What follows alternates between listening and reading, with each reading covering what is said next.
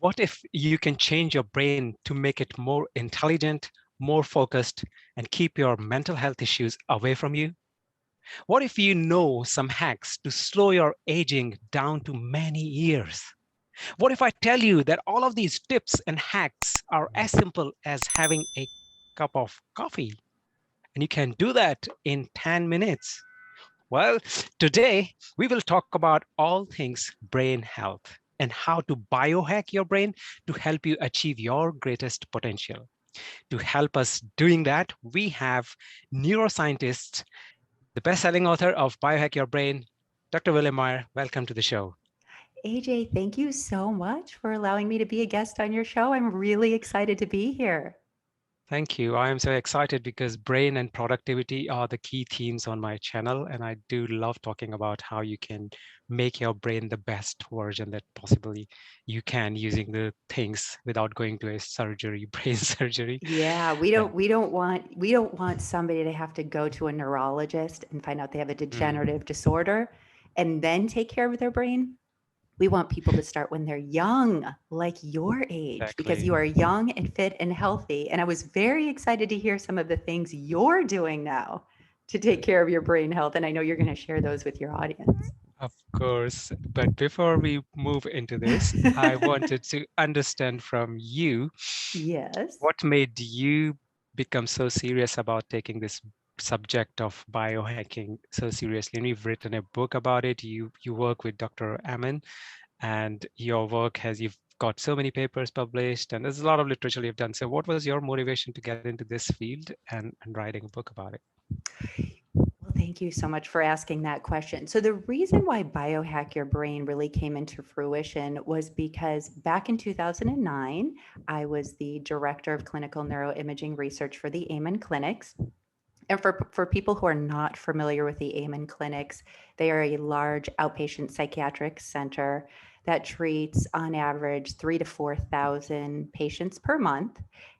They have 9 clinics throughout the United States, and the kind of patients that would come in have complex psychiatric disorders.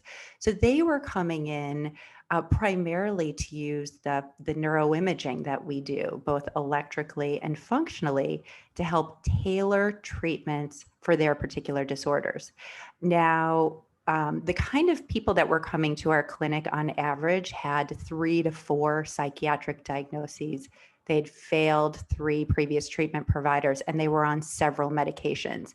So they were really coming to us to help tailor the treatments. And they wanted to start with natural first and then go to medication. So when we're thinking about natural treatments that are going to be sort of the most helpful for your brain with the least side effects, you're going to go into things like dietary and lifestyle modifications first. Then we can utilize medications and other technologies that we have available. So, being the director of neuroimaging research, I was very fortunate over the course of the 7 years that I was there to see thousands of brain images. We had a brain imaging database of over 130,000 scans.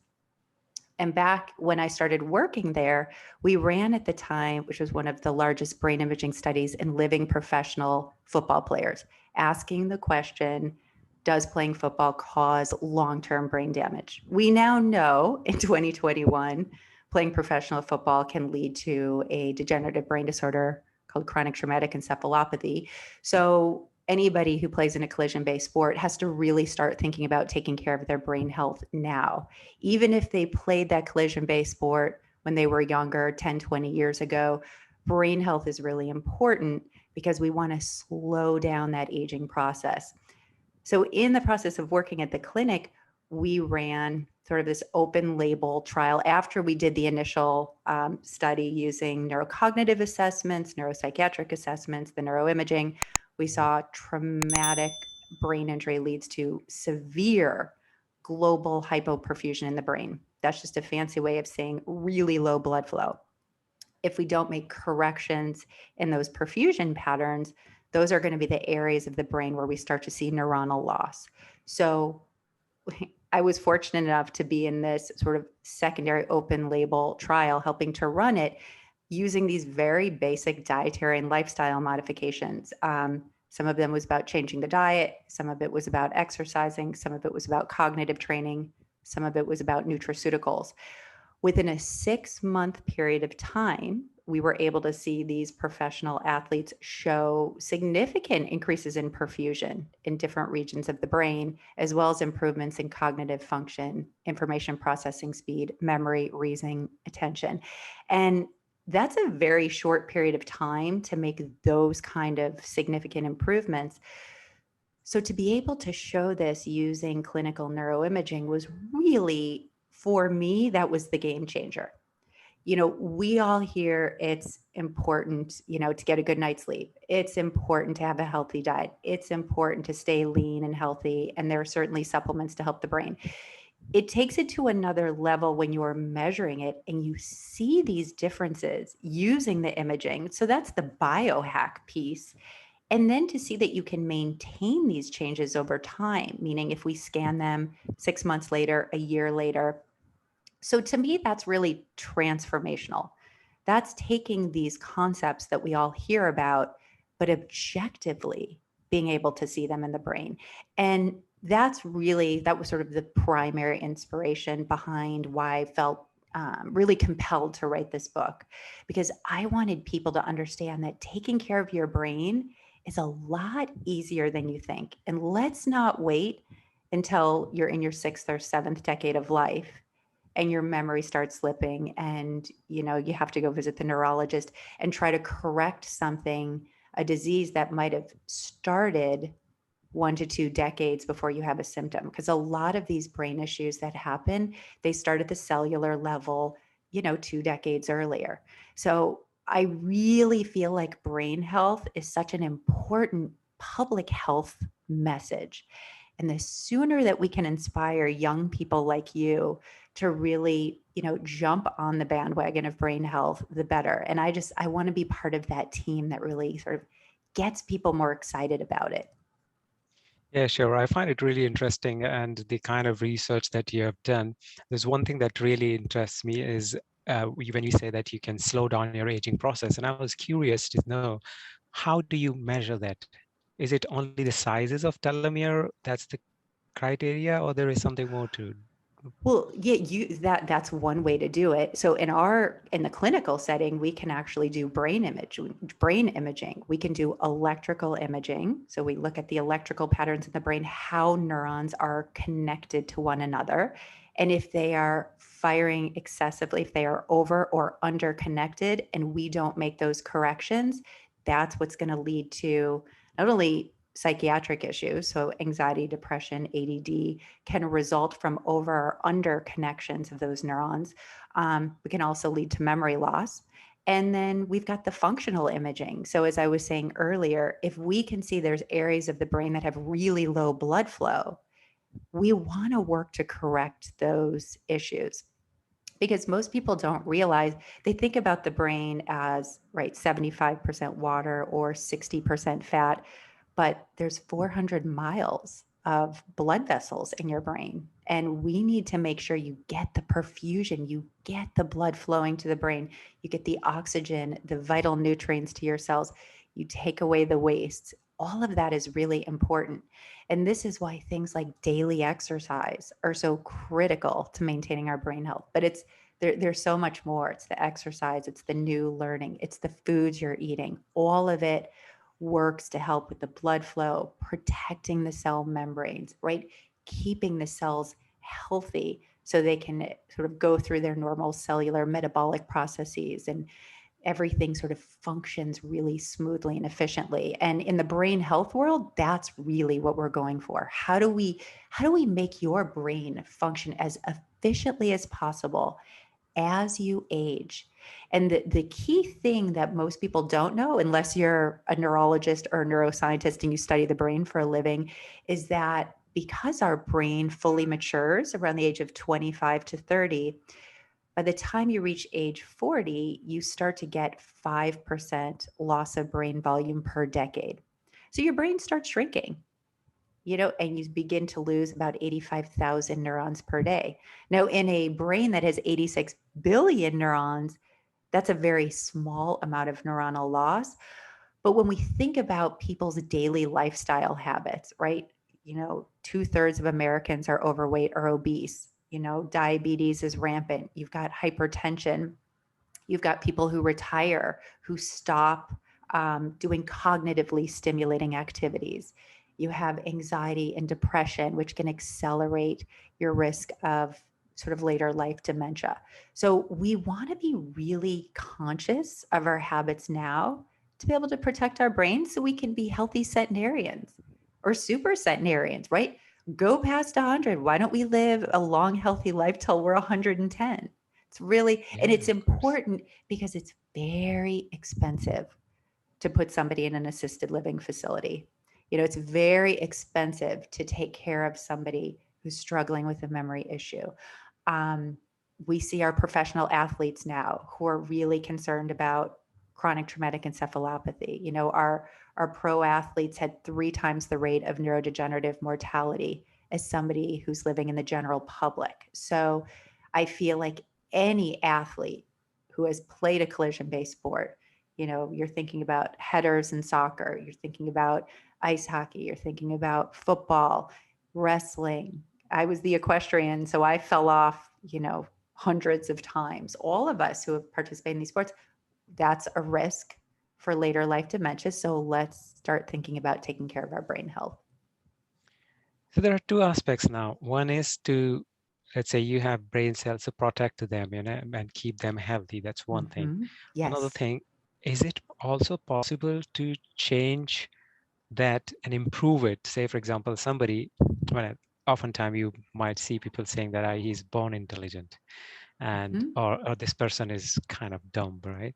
Is it possible, using the brain hacks that we've discussed in the book and with your experience, is it possible to make a dumb person intelligent by doing these things? I don't know, it might be a sort of question I don't know I No, should be you asking know you, what? but I actually don't. It's funny. I go for helping people reach their highest human potential, no matter where they are on the spectrum, right? Somebody who might be autistic might be considered dumb in some respects, but then highly intelligent with their artistic or mathematical abilities. Or you've got people who have bipolar disorder who in certain respects there's geniuses because they're like harnessing more of their brain power, but then they have other struggles because they're dealing with anxiety. They're dealing with the mania and the depression that comes with that psychiatric issue. So when it comes to intelligence, everybody can increase or improve their intelligence. And sometimes we have to work out what's the internal motivation to get smarter, or is there a brain issue? Is there an underlying brain issue that's prohibiting you from being your best self, being as smart as you possibly can be? Do you have ADHD and you cannot focus? Because we know untreated ADHD, those kids who have the potential to be A students might be C students. And it doesn't mean that their brain doesn't have the potential to be an A student. We have to correct the imbalance that's happening in the frontal lobes. And we can do that through neurofeedback. We can do that through certain supplements that help boost blood flow to the frontal lobes. We can do that through stimulant medications. So that's just one example of how we can take somebody and improve their performance. And then you can take somebody who has a perfectly healthy brain and still upregulate their performance. It's all, I think everybody's really unique. Our brain is as unique as our thumbprint. So that's why, I come from a clinical setting where we really celebrate people's unique brains and then work to tailor treatments that will help make that brain the most stable and efficient. And when it's the most stable and efficient, you're going to think clearly, right? Have those genius ideas, be more connected, be more emotionally balanced. Because even thinking about that, if you have an untreated psychiatric issue that you might not even know is impairing you, that could be inhibiting your ability to just be your best self.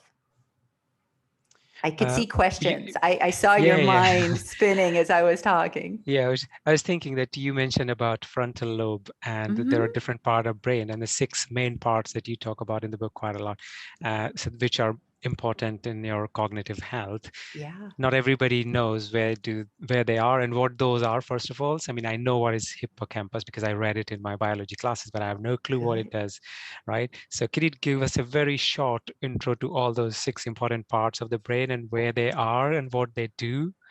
Yeah, Very it's too bad I basic, don't have Premier. my little brain model right here in front of me. So you've got your frontal lobes, which are involved in, we sort of call that higher level cognitive functioning. So it's important in intelligence, reasoning, judgment, short-term memory, impulse control, your ability to focus. It's your organ of personality. So when your frontal lobes are working well, we kind of think of those as the CEO of your brain, the front part of your brain.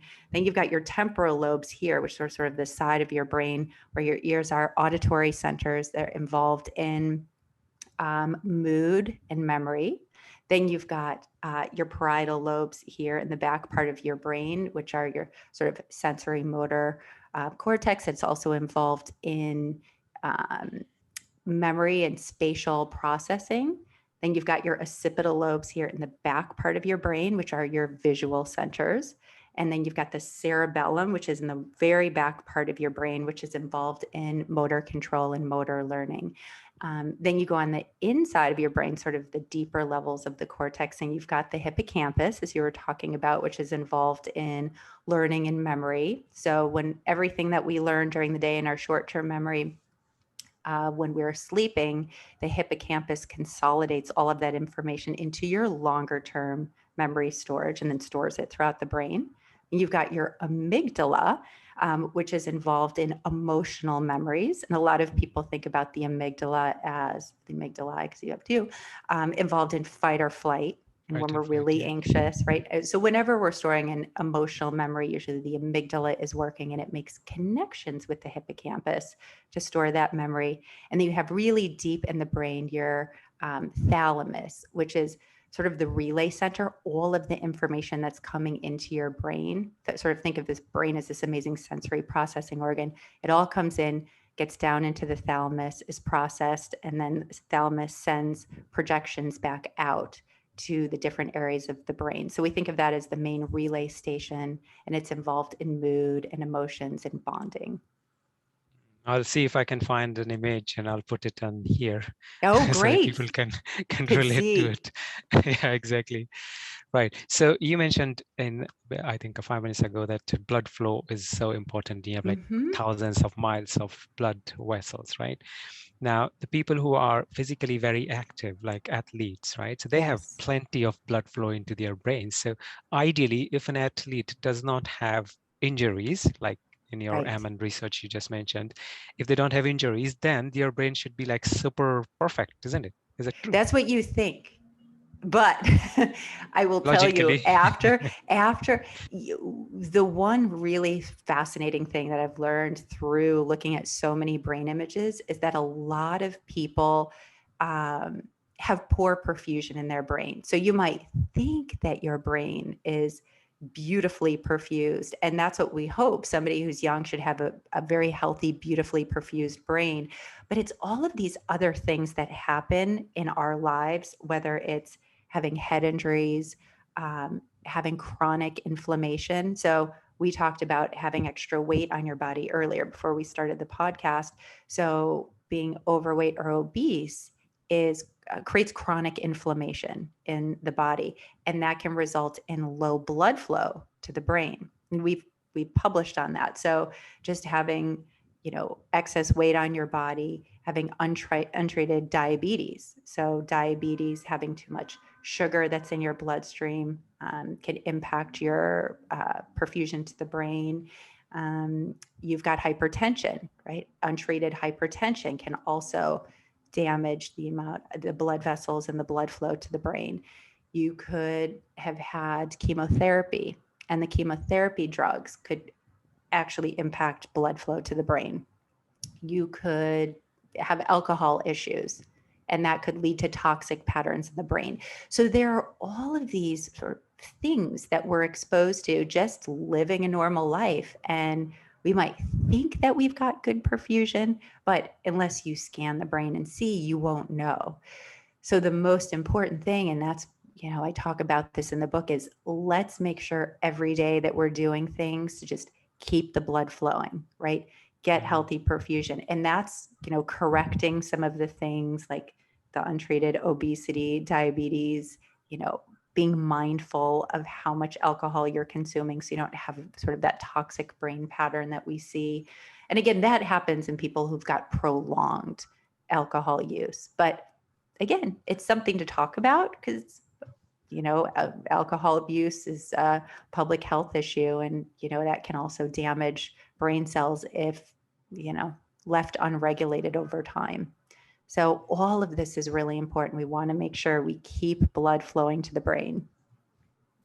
Yeah. So my question was more onto the people who are very physically active, Yes, like somebody who's a runner, like runs every single day, like 4 or 5 miles or that's me. kilometers or whatever. You Yeah, are right. yeah. So is the fair assumption that these people, such as yourself, will have the perfect brain?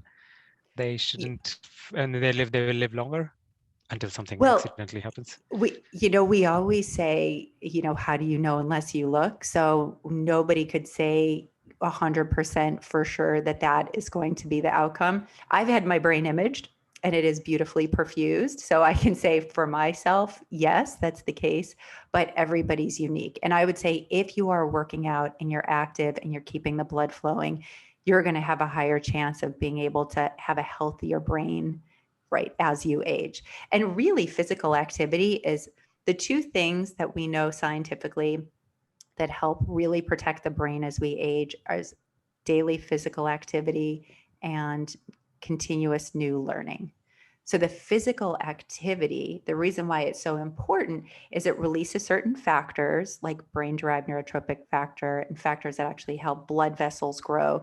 So you're continuing to grow new neurons in the brain, in the very specific region of the brain called the hippocampus, as we talked about, that's important for learning and memory. And it helps to keep your blood vessels nice and healthy, and it helps to release nitric oxide when we're running, so that dilates the blood vessels and keeps them nice and open. So we've got the physical exercise piece, and then we've got the cognitively stimulating activities. So which type of physical exercise is more effective? Is it like weight training, running, walking, or aerobics? Any HIIT, anything Yeah, specific that's good for brain? yeah.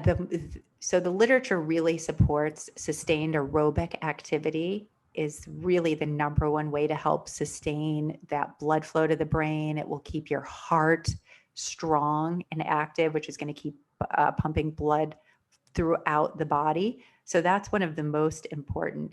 But I will tell you, the literature is now showing that even the weight training does help to support your brain volume.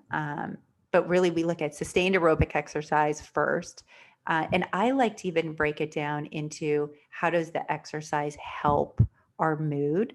So people who do the sustained aerobic exercise get that release of serotonin, which is the feel-good neurotransmitter, releases endorphins, brings our cortisol level down. So that's why that's really helpful. The HIIT training, which I also like, helps to boost dopamine, which is really important in focus. So for people who have ADD and who struggle with focus, I really like the HIIT training for them. And then the resistance training is really important for everyone, right? So you want to maintain your muscle mass. What's great about resistance training is it helps to balance blood glucose levels. That's going to be important for your overall health because healthy regulation of blood glucose levels and lower insulin resistance is going to be healthier for your vascular health. So actually, it's all really important. But if I were to say, the gold star right now is still sustained aerobic exercise, trying to get that in daily if you can. And I will tell you, during the pandemic, the World Health Organization changed their physical activity guidelines. They used to recommend that every adult should get about 150 minutes of exercise per week. But because everybody was sedentary and staying at home, and we think of sedentary behavior, it's the worst thing for your brain health because you're not right? You're not moving and getting the blood flowing. So now they've extended those recommendations to be between 150 to 300 minutes a week. So making the time to get up and move, and really moving every hour is important. So people like you know, people who are working CEOs, a lot of times you'll get your exercise in the morning and then you'll sit at your desk for 4 or 5 hours. Getting up and taking that 10-minute break just to get up and move, get the blood flowing is really great for your brain. It might actually help you to generate new ideas as well as your body. And you told HIIT for focus, right?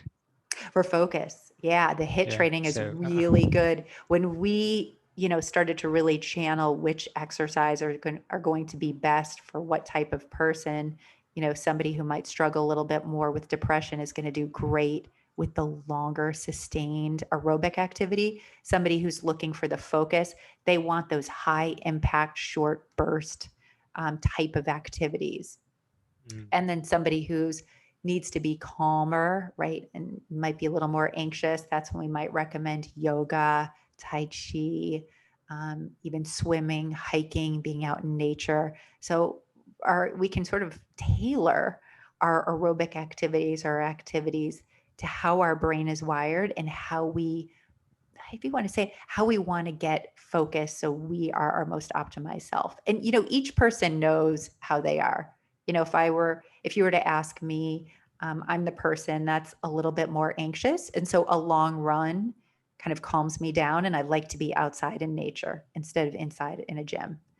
You know, somebody else who has ADD might be like, I want to be in a gym, I want to be boxing, I'm going to do my HIIT training. So you know, somebody who's a little more anxious might want to do the swimming, because swimming can help calm the brain down and put that into a more what we call alpha state, which is relaxed and focused. So you can really tailor your exercise workouts to how your brain is wired. is ADD and ADHD the same or are they different things? Yeah, there's attention deficit disorder, there's attention deficit hyperactivity disorder, and then there's Mm. inattentive ADD. So ADD can be split into sort of three Oh, different okay. compartments. Yeah, it's got the wiring of the brain is a little bit different depending on Yeah, yeah, what your yeah. issue is, but they're all challenges with focusing. But some people can have a challenge with focus and are really fidgety. Then there's other people who have challenges with focus that just they're not fidgety, they're calm and relaxed, but they still can't focus. And that has to do more with what's going on in the frontal lobes. And we can really actually differentiate those quite nicely with quantitative EEG. Okay. All right. So let's talk about the important thing, which is food. What Yes. kind of food helps you create more brain cells? Well, it's about protecting your brain cells. That's what's most important, because your brain, with its 86 billion neurons, is a very dynamic environment. And there's a very delicate relationship between free radical production, which can just happen through normal cellular metabolism.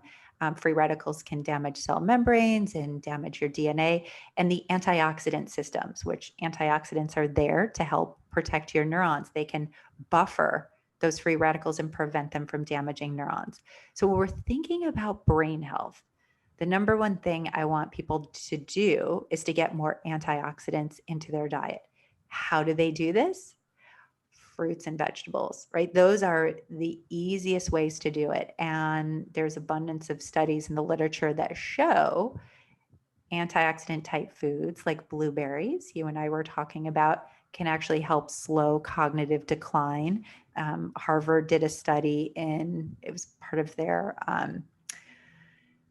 nurses health study, and they measured the dietary profiles of women aged like 30, I think it was 35 to 55, and followed them over the course of 20 years and just looked at their food journals. So when they were coming back to look at them, they were all average age 70.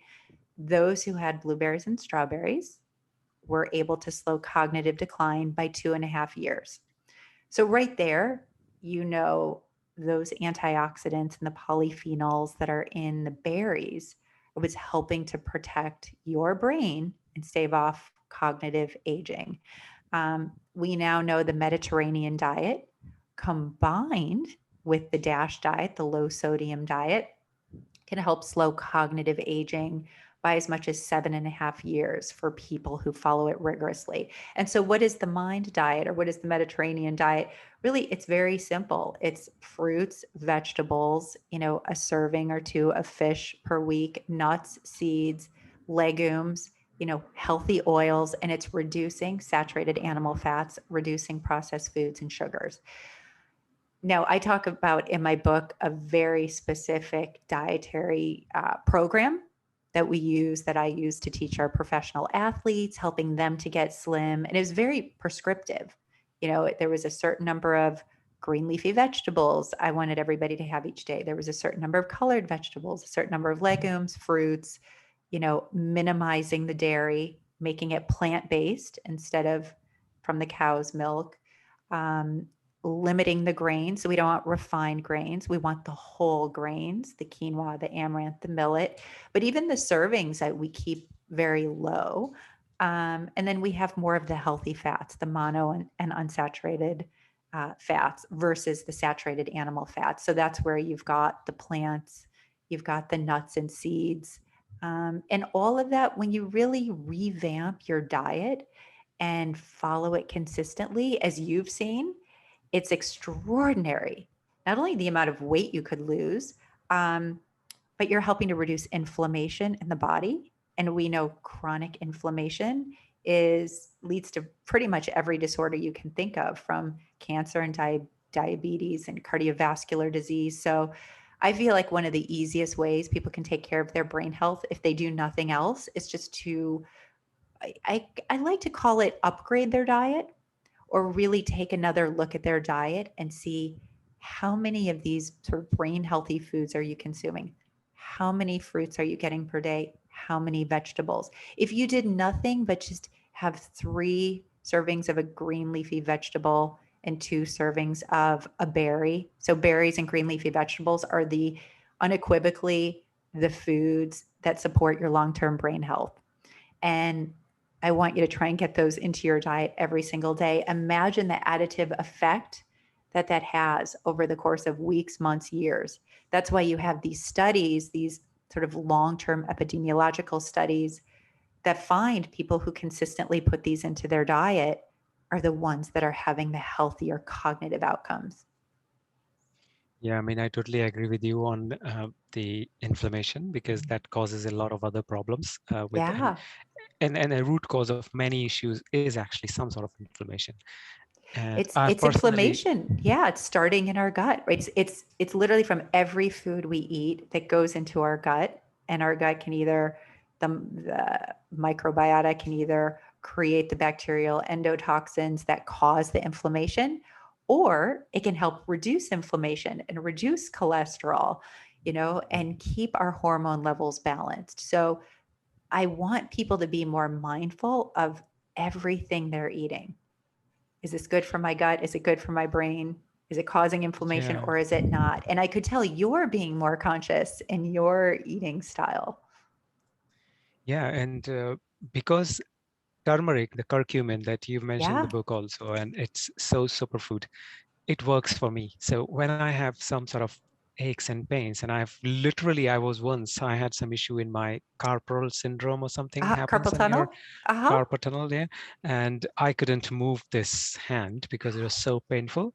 Yeah. And doctor booked the surgery and everything. And on the day of surgery, just 2 weeks before that, I started taking 500 to 1 curcumin extract in that Uh-huh. ratio, or my like very, very extract of turmeric. And I started taking that, and within 2 weeks, I saw some difference. I could move the hand. So when I was meeting doctor for surgery, I went for surgery. I told doctor, Wow. look, last 2 weeks I started something and I'm feeling some changes. So Relief. do you really want to do the surgery? And the doctor was very nice. She said, you know what? Because there is a waiting list for surgeries, what you do is take Right. my number and maybe wait for another week or so and see how it goes. And if the symptoms go down, then you don't have to. But if you really want to, just call me and I'll do surgery next day. You don't have to wait in the queue and stuff like that. I was like that sounds really cool. So I waited for another week, continued taking that supplement, and guess what? Within 2 more weeks, the pain was completely gone. And I was like surprised to myself, and this is magic. And I've recommended that particular brand to so many people, Isn't it who are, amazing? It it's is, amazing. I love your story because I will tell you, when we were working with the pro athletes and we started putting them on omega-3 fatty acids just as a part of a brain health protocol, they would come back and go, Doc, I don't have joint pain anymore, right? I had pain in my knees. So the power of anti-inflammatory foods, and you just talked about that with curcumin, which, is a great anti-inflammatory for the brain and the body. Do you still take it daily? I have it. It's just there. I Oh, don't it's take it sitting in the daily, but I corner now. take, yeah. No, no, no. I do take it, but not that regularly, because when it worked, I was really in pain.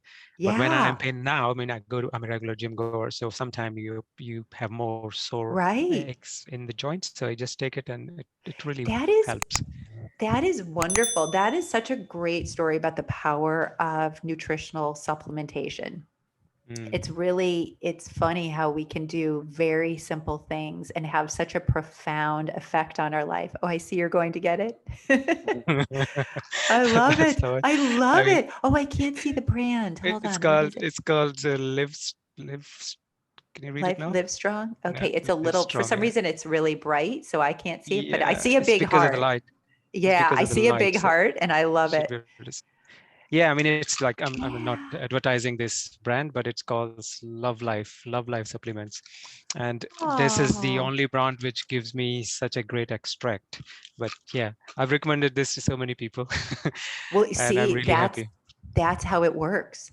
And I'll tell you, we know that curcumin can cross the blood-brain barrier, can help bind to the beta amyloid plaques that, if they aggregate, can lead to degenerative diseases like Alzheimer's. So imagine a very simple dietary approach of either taking the curcumin supplement or having it in your food, right? Smart spice in India, it's like people use it daily, and we know the Yeah. incidence of Alzheimer's is very low.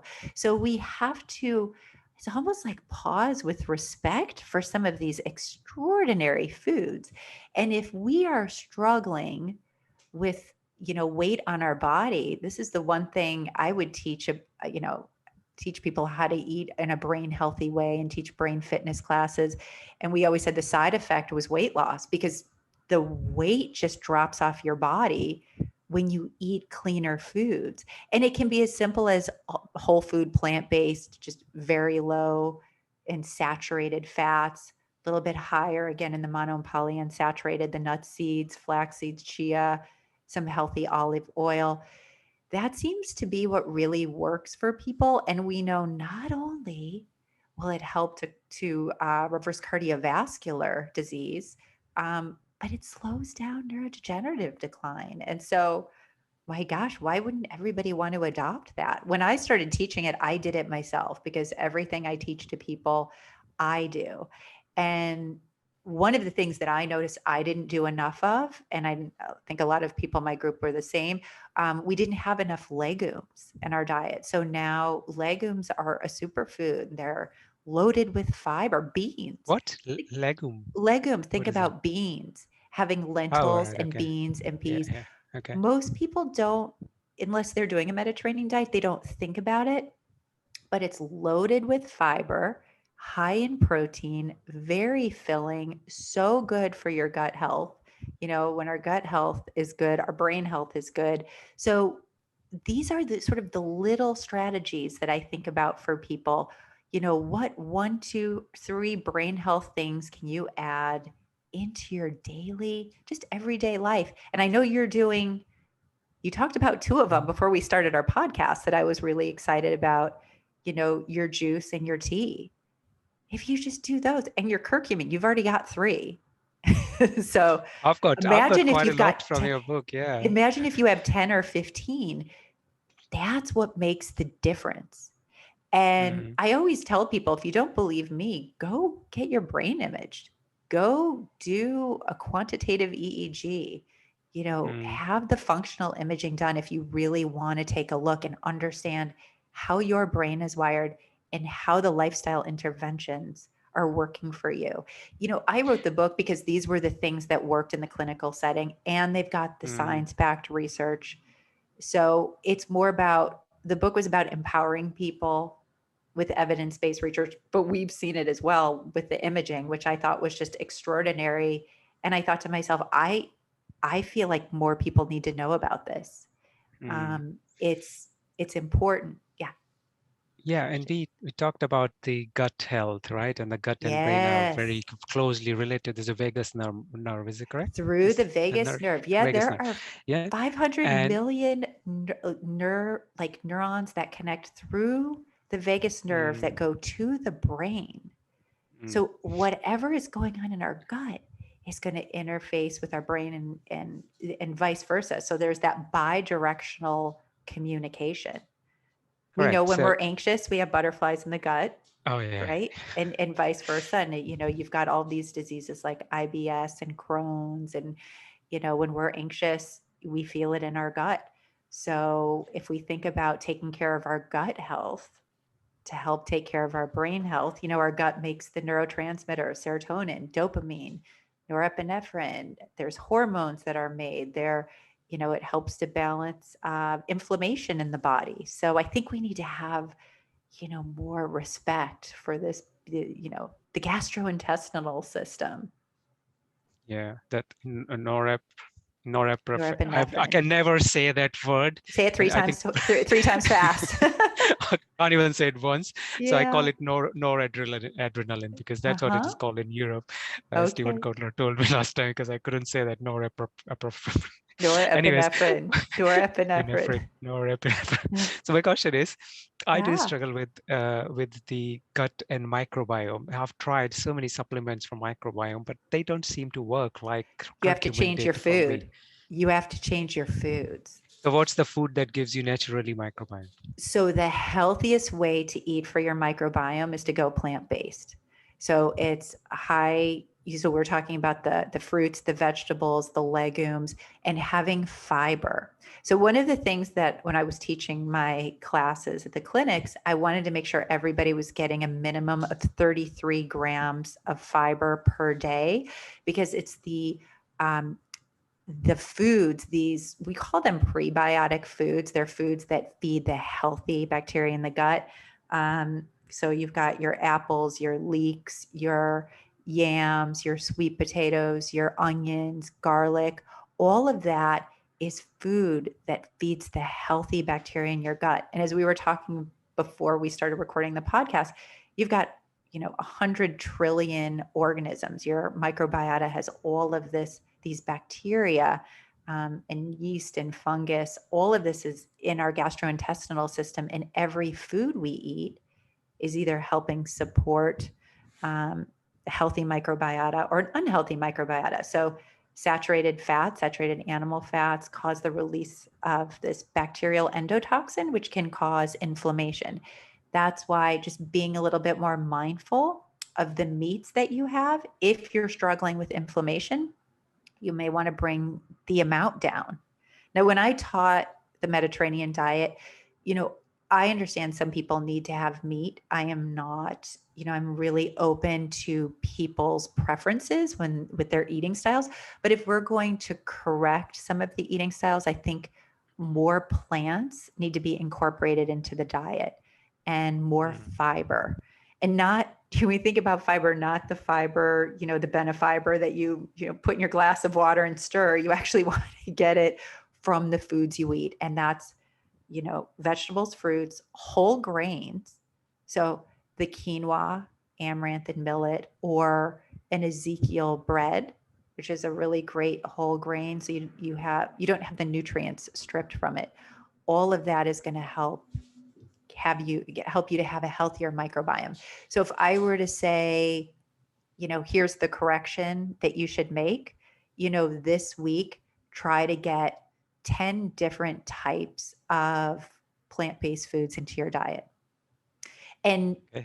it's also about diversity, because when I had people you know, create a food journal, and I had to track their food journals to see what they were eating to help them with weight loss, most people eat the same 10 to 15 foods. They just do. We're creatures of habit. And then you wonder why, people struggle with obesity and diabetes, because we need to switch some of the foods up and create a greater diversity. So we want diversity in plant foods, diversity in the fruits you're eating, diversity in the vegetables that you're getting in, and then to make sure you get some lentils in, and to get a little bit of a whole grain. Like, don't be afraid of whole grains. Grains get a bad rap, but it's because it's the refined grains that we eat, the breads, the pasta, the white breads, the pastas. If you do a pasta, do a lentil pasta, right? Yeah, and I mean, we are in such a great time that all of these things are so easily available. You just go to supermarket and you have like a variety of things you can Yeah, buy. it's there. You'll feel better. It's like the more diverse the plants that you have in your diet, you're going to diversify the healthy gut bacteria. You're going to feed and fuel them. It's going to help balance your cholesterol levels, because your cholesterol levels, it's amazing. This gut microbiota can help keep them balanced. So it all begins with the food you eat, right? Healthy gut, healthy brain. Mm. So what about the supplements? Like you do advise to take certain supplements, but I'm mostly asking you about the protein powder, for example, which is kind of, it lasts so long. Is it You like healthy protein thing to powder? take protein powder? Well, I do because I think to Do you need fulfill to my get more protein protein? needs. You Yeah, need to. because I'm preferred plant-based food. So even though I Uh huh. do eat non-vegetarian, but I prefer to have Good. vegetarian sources. But protein powder is something that is dairy, the one I use, the whey protein. Uh huh. But I'm Uh sometimes huh. might think that is it doing any negative in the body, or is it okay to have whey protein?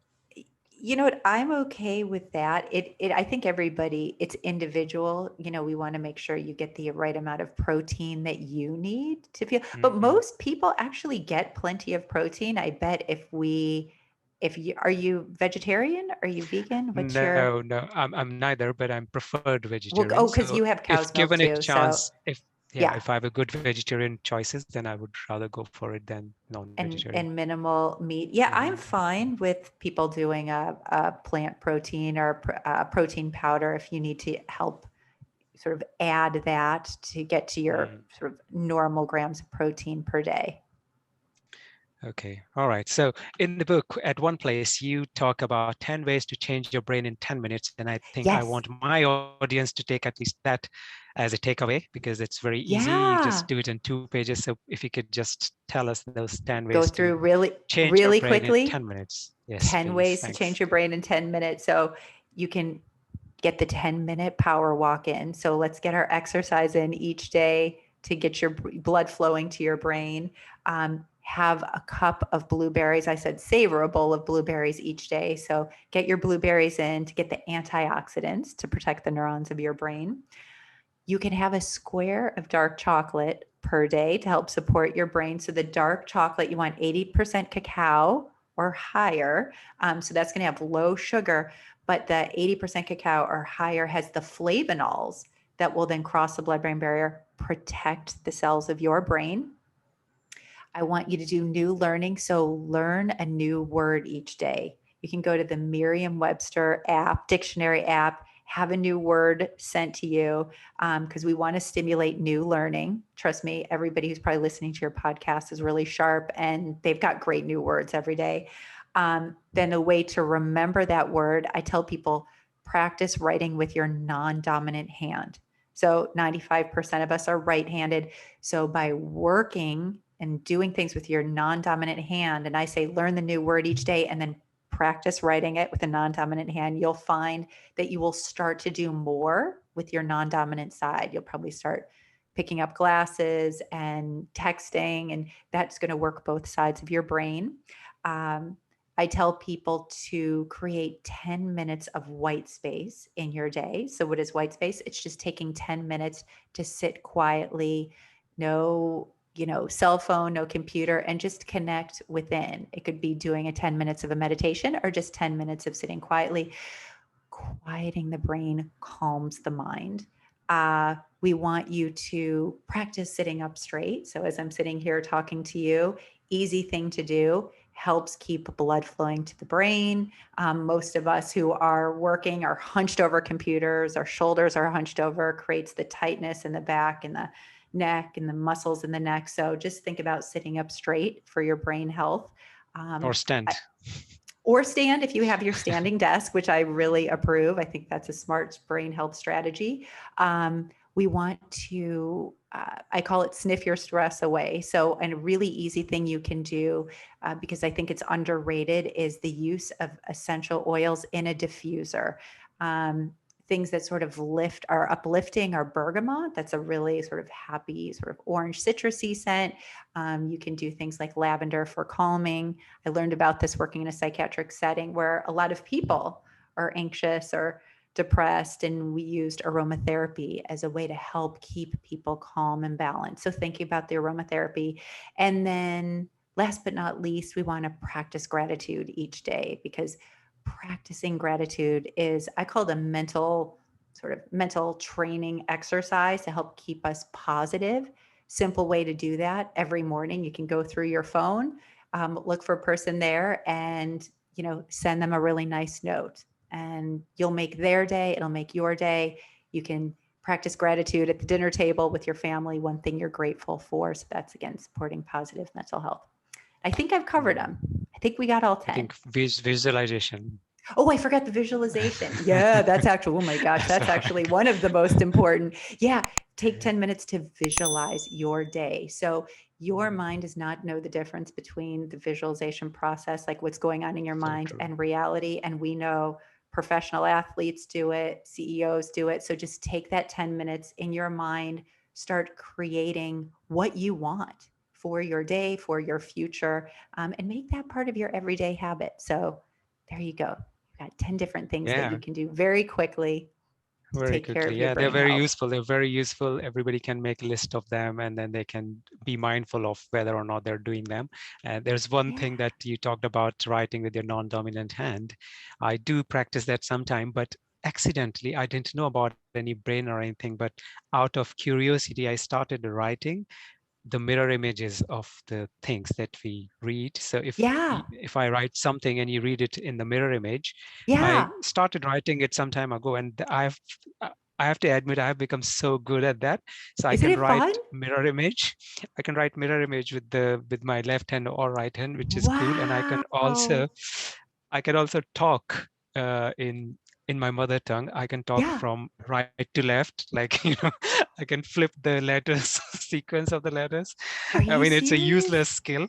I was thinking like, there's no use of this Yeah, but skill, and you're I don't even know you're where it comes building, from. you know what's so cool about that? It's because you're building new synaptic connections. Mm, What we call, it's stretching your mind to do something out of its comfort zone. That's exactly mm. why we do it. Do you write with your non-dominant hand in print or cursive?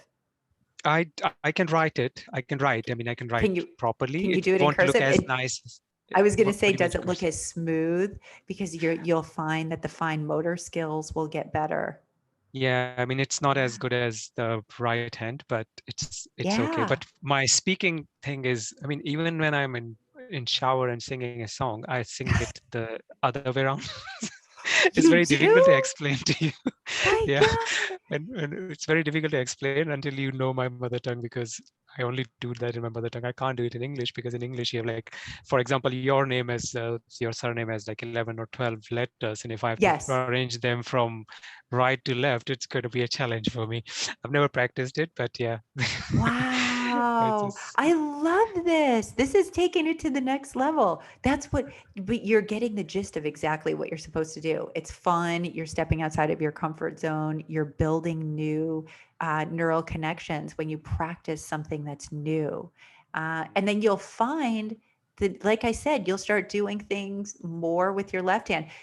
Pro athletes do this all the time.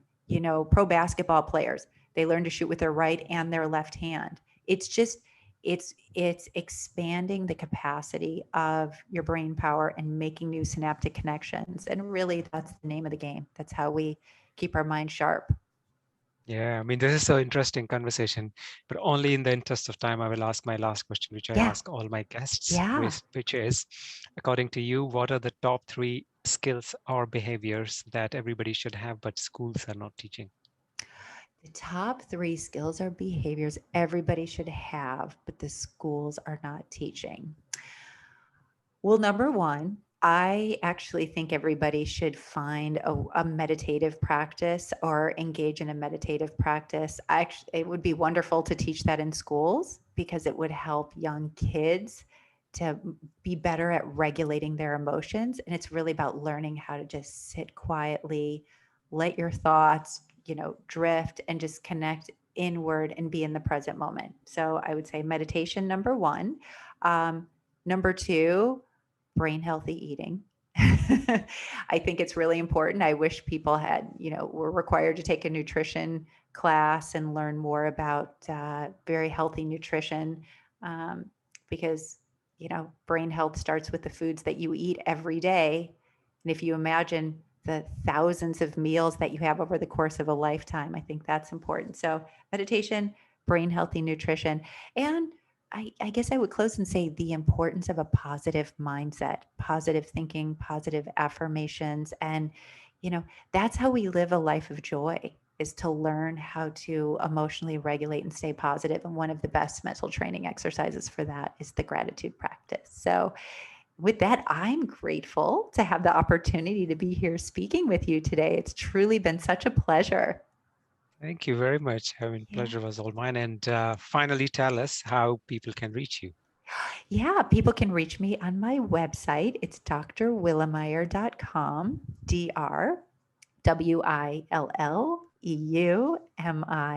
drwilleumier.com. You can reach out to me through there.